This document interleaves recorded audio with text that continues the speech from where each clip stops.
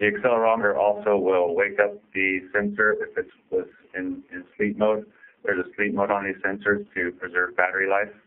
And once the accelerometer detects vibrations due to the cutter head rotating, it'll wake up the sensor and start detecting at regular intervals and sending that data. Next slide, please. And with this RPM temperature and vibration measurements, there's a lot of information that can be inferred about how the cutters are operating. It'll indicate the disc ring diameter. It'll also let you know when there's a non-rotating cutter, which would lead to, it could be leading to a cascading failure of cutters if one stops rotating and becomes flat. The temperature can indicate how well the cutter is being lubricated. And you can also just identify some of the conditions of how the machine is operating and the efficiency being achieved. Next slide, please. This is an example of what could be a warning showing on the operator's display with a non-rotating cutter. There are alarms set up where a cutter will start flashing red. If something happens, you can set what that condition is, and this is just an example of one non-rotating cutter. Next slide, please. This is an example of several cutters not rotating. In this case, the center cutters, and this would be showing that there's imminent possibility of a cascading failure or wipeout. When one cutter starts to go, it creates higher loads on adjacent cutters, and you can have a cascading failure and lose all your cutters. Next slide, please. Seeing high vibration in the gauge positions is what this slide is indicating. It would show maybe that there's some muck being left in the bottom of the tunnel, and there's a different vibration signature for outer gauge cutters as they travel through that muck instead of just regular rock breaking. Next slide, please. Seeing some type of linear event occurring on adjacent cutters might indicate that there's a fault or a void in the cutter in the cutting face. Next slide, please. We did a partial installation of the instrumentation system at the Niagara tunnel job site. Five cutters were instrumented. 4 of them worked. There was an electronics problem on one of them. We recorded 19 hours of data, and for this scenario, we did not measure the cutter head directly. We entered it by hand based on the operator's display, so it wasn't a full installation. Next slide, please. This shows the results of the 4 data packages, and you can see the RPMs were fairly variable for some of the cutters, and it was constant for more of them. Next slide, please. After we reviewed the data from the Niagara test, it was apparent that the disc ring diameter was not calculating correctly. This machine used 20-inch cutters, but converting it to disc ring diameter, we ended up with 27 inches. So the cause of this uncertainty was never determined. It could have been that the cutter head RPM was entered incorrectly. That was the downfall of not measuring the cutter head directly. The temperature stayed fairly constant for all positions, even in a full stroke. The small differences that were detected were probably due to sensor resolution. The vibration data that was collected was unfiltered, so it was not exactly helpful. There's a lot of filtering that needs to be done into the vibration data to get meaning out of it, and there's probably some research needing to be done to figure out how to set the filters and what certain vibration signatures correlate to. Next slide, please. At a project in Malaysia, we instrumented a TBM with cutters with sensors in every face position. That was 27 cutters. We actually connected to the machine data so we could pull the cutter head RPM directly from the PLC. And this data from the sensor system and the cutter head RPM was all pulled together and transmitted to the data logger. Next slide, please. This shows the RPM for one of the cutter positions and the correlating diameter, and also what the cutter head RPM was doing.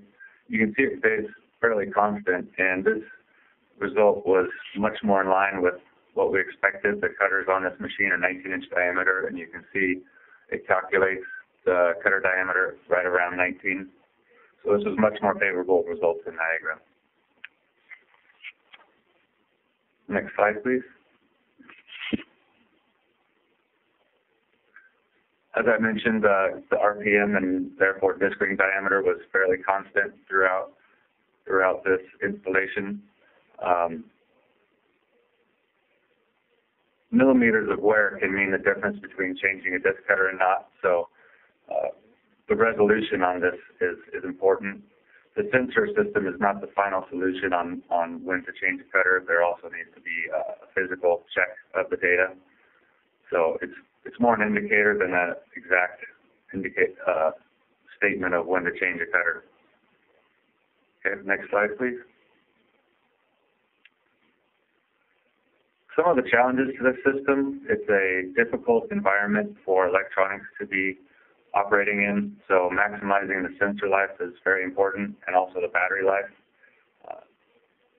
These sensors need to stay on the machine as long as possible and have minimal impact to operations, so the battery life is important.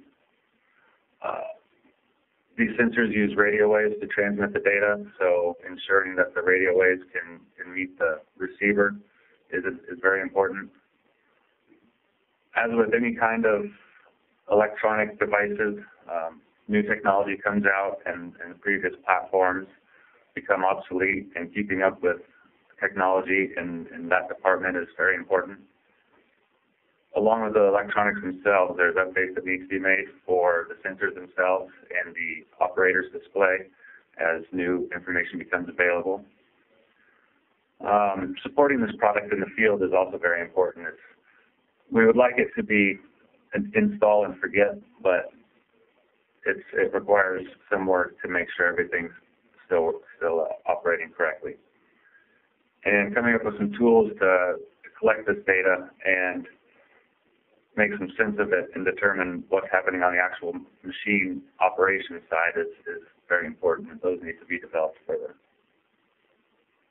Next slide, please.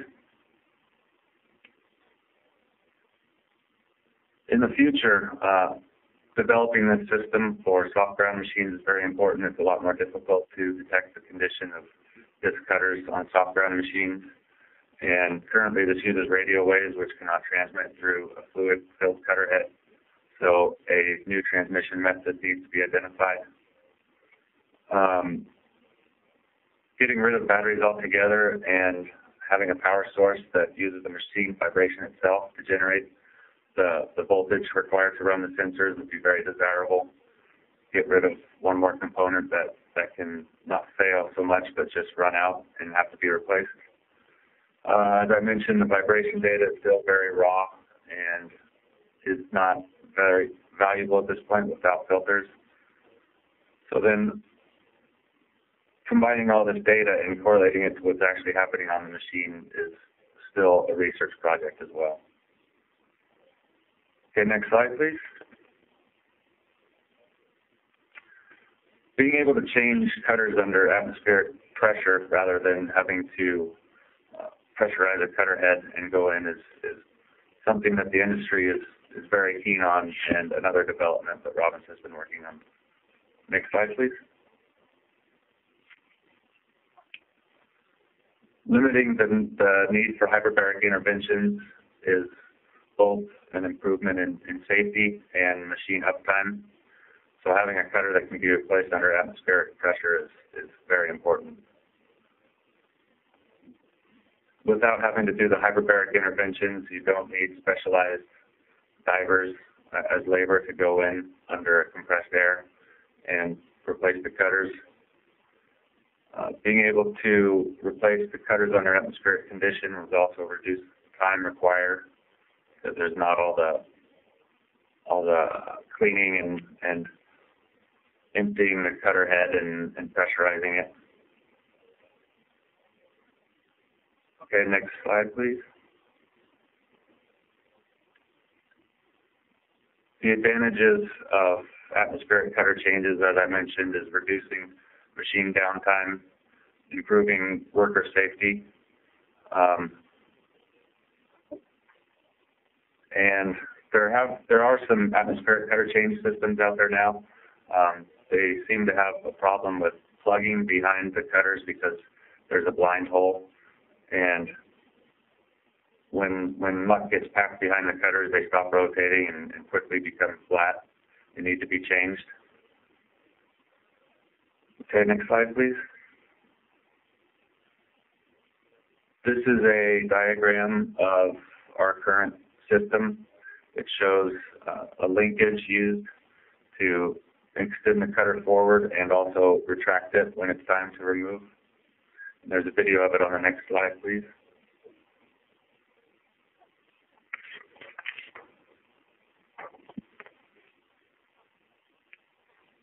In this video, you can see that this has a complete pass-through design. There's no blind end for muck to get packed. It's a straight-through shot between the front and the back of the cutter head. There are 2 gates, and to change out the cutter under atmospheric conditions, you would first close the front gate, retract the cutter, then close the back gate. Then you would clean out the environment, that box where the cutter's housed, and then you can remove the cutter from the top. The video will play twice. And it's complete here. Okay. Next slide, please. So in summary, cutter development is not static. It is not finished. There's still a lot of work to be done and a lot of opportunities to advance cutters. There's incremental improvements possible, which are always ongoing, but we're looking for a new cutter to maybe advance the industry by a quantum leap. So thank you for your time. That concludes the presentation. I think we're going to enter a Q&A session now.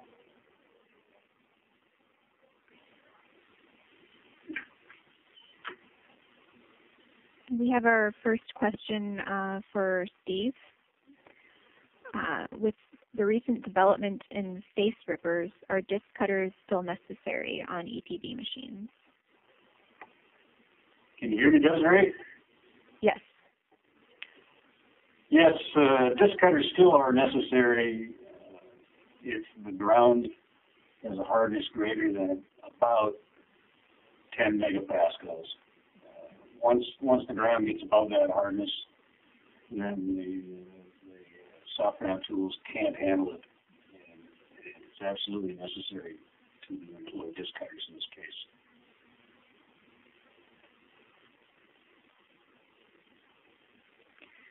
Okay.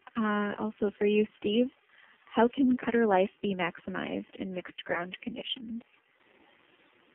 I'm sorry, which ground conditions? Mixed ground.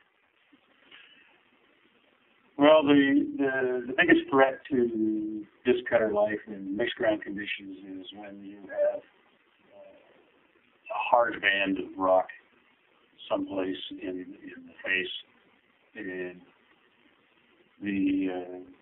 the advance rate has to be controlled very carefully, because when you're boring in soft ground, you're advancing maybe 50 or 60 millimeters per revolution of the cutter head, and a disc cutter can't handle that kind of an advance rate when it's cutting a hard porch, and so you really have to manage your advance rate when you're boring in just a mixed phase condition.